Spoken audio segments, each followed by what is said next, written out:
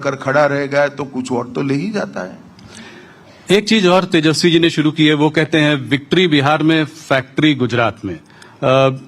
प्रशांत किशोर भी कह रहे हैं कि जो है बुलेट ट्रेन गुजरात में चलती है, पैसेंजर ट्रेन जो है बिहार में चलती है। तो इस तरह के जो चुनाव के समय में जो इस तरह के बयान आ रहे हैं, इनको आप कैसे देखते हैं? ये चुनाव के समय के ही बयान है। मैं लालू प्रसाद यादव जी को पूछना चाहता हूं कि बरौनी का कारखाना किसके समय में बंद हुआ? उनके गठबंधन के समय में बंद हुआ, जो मोदी जी ने चालू किया जी। इतने सारे इथेनॉल बनाने के कारखाने किसके समय में लगे? मोदी जी के समय में लगे। पेट्रो रिफाइनरी किसके समय में आएगी? मोदी जी के समय में आएगी। पीएम मित्र पार्क, जिसके अंदर हजारों करोड़ का इन्वेस्टमेंट होगा, टेक्सटाइल पार्क बना, वो किसके समय में बना? मोदी जी के समय में बना। और ये सारा बिहार का इंडस्ट्रियलाइजेशन जो बंद हुआ, वो किसके समय में बंद हुआ? लालू जी के समय में बंद हुआ। कानून और व्यवस्था के चलते बंद हुआ। नीतीश बाबू ने 20 साल तक कानून और व्यवस्था अच्छा सुधारा है। मोदी जी ने पहले इंफ्रास्ट्रक्चर को सुधारा, अब बिजली के कारखाने लग रहे हैं और अब उद्योग भी यहां आ रहा है, आईटी पार्क भी यहां बन रहे हैं और अच्छे एजुकेशनल इंस्टीट्यूट भी यहां बन रहे हैं जी। राहुल गांधी ने जब यहां पर अपनी यात्रा शुरू की थी तो वोट चोरी यात्रा शुरू की और उसके बाद फिर वो थोड़ा विदेश चले गए और फिर वापस आए। वोट चोरी कितना बड़ा मुद्दा है? क्या आपको लगता है? उनका कहना यह है कि महाराष्ट्र और हरियाणा का चुनाव जो है आपने चोरी कर लिया उनसे, और बिहार में भी अब आप ऐसा ही करने वाले हैं। मेरी तो कई बार समझ में नहीं आता कांग्रेस पार्टी कैसे सोच रही है। अब कर्नाटक का वो कुछ प्रेजेंटेशन बता रहे थे। कर्नाटक में सरकार किसकी है? कांग्रेस की। कांग्रेस की है। तो क्या उन्होंने भी वोट चोरी करा है? हिमाचल का भी दिखा रहे थे। जहां तक बिहार का सवाल है, वोट चोरी का यात्रा इसलिए निकाला कि यहां से चुनाव आयोग के अभियान के कारण मतदाता सूची से घुसपैठियों को चुन चुन कर बाहर निकाला जा रहा था। मैं बिहार की जनता को पूछना चाहता हूं कि बिहार की मतदाता सूची में घुसपैठियों का स्थान होना चाहिए क्या? हमारा मत तो बहुत स्पष्ट है। देश में किसी भी घुसपैठिए को वोट देने का अधिकार नहीं मिलना चाहिए। और ये लोग घुसपैठ भी इसलिए होने देते हैं और घुसपैठियों को प्रोटेक्ट भी इसलिए करते हैं कि घुसपैठियों को वो अपनी वोट बैंक मानकर चलने। राहुल बाबा, जितना यात्रा निकालना है इतना निकालो। इस देश से घुसपैठियों को एक एक कर चुन चुन कर भारतीय जनता पार्टी की मोदी सरकार बाहर करेगी, ये हमारा संकल्प है। तो इस एसआईआर एक्सरसाइज जो बिहार में हुई, उसमें भी काफी घुसपैठिए पकड़े गए, निकाले गए हैं। देखिए, मतदाता सूची से काफी लोग निकाले गए हैं। कौन निकला है? जो अपने नागरिक होने का प्रमाण नहीं दे पाया वो निकला है जी। तो भारतीय नागरिक होते तो अपना प्रमाण दे ही देते। मुझे या आपको कोई तकलीफ नहीं है जी। हमें जो पूछेंगे हम जवाब देंगे, अपना डॉक्यूमेंट्स देंगे। मगर जो वोट कटे उसमें से सिर्फ 3 ही अपील आया है। अगर अन्याय हुआ है तो अपील होता है या नहीं होता जी। इसका मतलब कि जो कटे हैं वो सच अर्थ में भारतीय नागरिक नहीं थे, उनके ही नाम कटे। अब जैसे जैसे चुनाव पास आता जा रहा है, पर्सनल अटैक बढ़ने शुरू हो गए हैं। अभी राहुल जी ने आज कुछ मोदी जी के बारे में कहा है कि वोटों के लिए मोदी जी कुछ भी करेंगे। अगर आप बोलोगे तो स्टेज में नाचकर भी दिखाएंगे। हमारे संग बघेल जी यहाँ आज दिन में जुड़े हुए थे। बघेल जी ने कहा मोदी जी किसी भी स्तर तक जा सकते हैं वोटों के लिए। क्या कहना चाहेंगे? देखिए, तो अब राहुल जी का सवाल है, इनका स्तर कितना नीचे उनको गिराना है। मगर राहुल जी चुनाव में मोदी जी का विरोध करते करते, मोदी जी को अपमानित करते करते छठ मैया का अपमान कर बैठे हैं, वो उनको मालूम नहीं है। आज कुछ बोला है उन्होंने जी। पूरे देश में छठ के पर्व के दिन छठ मैया का पूरा देश मन से प्रार्थना भी करता है, अर्घ्य भी देता है और उसका प्रसाद भी ग्रहण करता है। अगर मोदी जी छठ के त्योहार का सम्मान करते हैं और उनको वो नौटंकी दिखता है, तो राहुल जी मोदी जी का अपमान नहीं कर रहे हैं। राहुल जी ने छठ मैया के सारे भक्तों का अपमान किया है, बिहार और पूरे पूर्वांचलियों का अपमान किया है। और मैं मानता हूं इस चुनाव में बिहार चुनाव में उनको इसका बहुत बड़ा खामियाजा भुगतना पड़ेगा।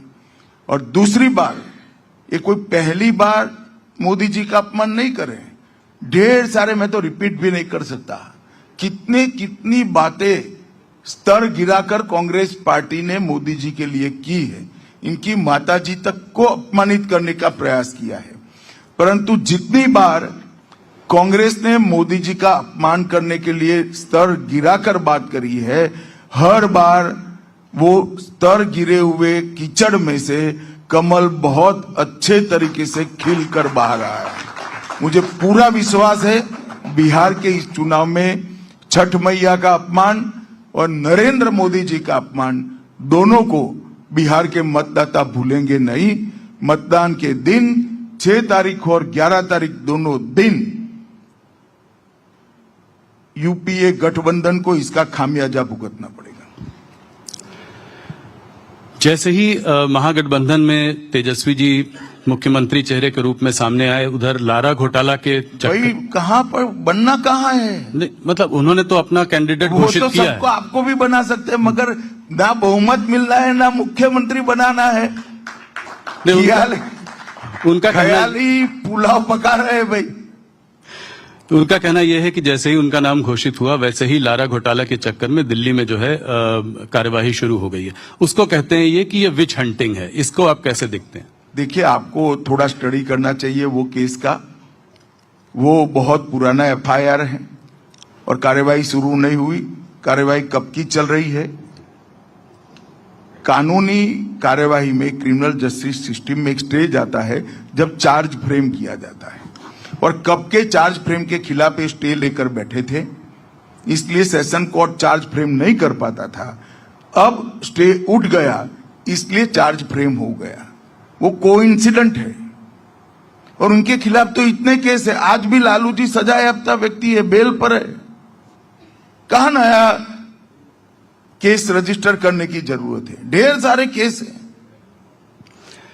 वक्फ कानून भी अब इस समय चुनाव के माहौल में उछल रहा है। तेजस्वी जी ने, कांग्रेस ने, सबने कहा है कि पावर में आते ही जो है इसको हम डस्टबिन में डाल देंगे। क्या ना वो संविधान समझते हैं ना कानून समझते हैं।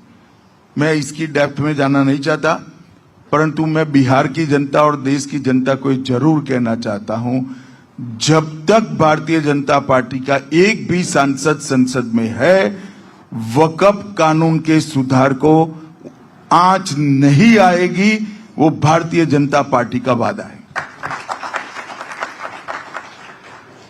एक और जो ऑपोजिशन बात करता है बार बार, वो करता है महंगाई की, बेरोजगारी की और पलायन की। कहता है कि यहाँ इतने सारे ग्रेजुएट्स हैं जिनको नौकरी नहीं मिलती, बिहार से लोगों को बाहर जाना पड़ता है नौकरी करने के लिए, और बेरोजगारी बढ़ती जा रही है। इसको आप कैसे देखते हैं? देखिए, सिर्फ नौकरी अकेला मुद्दा नहीं था। बिहार के अंदर गांव में शुद्ध पीने का पानी नहीं मिलता था, घरों में बिजली नहीं मिलती थी। मैंने भी बिहार में देखा है कि चार्जर के लिए वो छोटे इन्वर्टर कहते हैं ना, वो लेकर दुकानें लगती थी फोन चार्ज करने के लिए।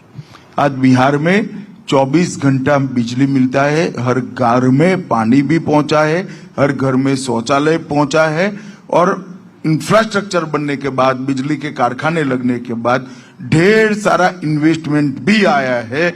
और आगे ये जो नींव पड़ी है, ये नींव पर बड़ी इमारत बनने जा रही है, और वो केवल और केवल नीतीश जी और मोदी जी ही कर सकते हैं। लालू जी ने तो हरे भरे बिहार को बर्बाद करने का काम किया था जंगल राज के माध्यम से।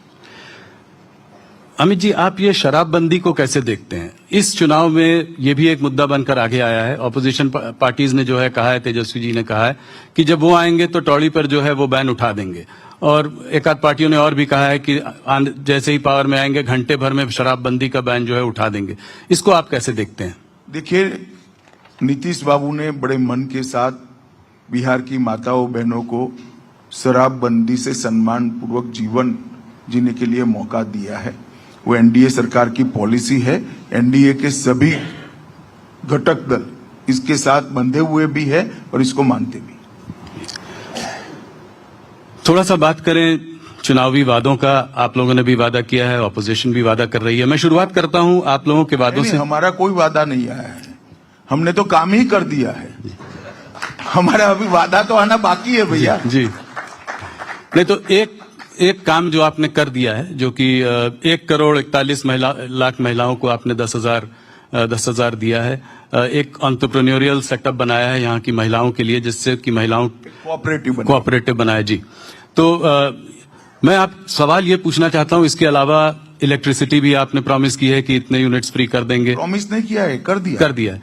इसका जो है बिहार के बजट पर क्या असर पड़ेगा? क्या ये सब फ्री भी नहीं है? देखिए, हमने अगले 5 साल में बिहार के जीएसडीपी में जो बढ़ोतरी होने वाली है, वो बढ़ोतरी और फिस्कल डेफिसिट न बढ़े, उसका कैलकुलेशन कर ये सारे काम किए। और आप माफ करना मुझे, ये एक कंटिन्यूअसली चलने वाले, गरीबों को एम्पावर करने वाले कार्यक्रम का एक हिस्सा है। जैसे हमने घर दिया जी, बिजली दी, गैस दिया, शौचालय दिया, 5 किलो अनाज दिया, हमने गैस का सिलेंडर दे दिया, 5 लाख तक का सारा इंश्योरेंस उनको, मतलब दवाइयों का खर्चा फ्री कर दिया।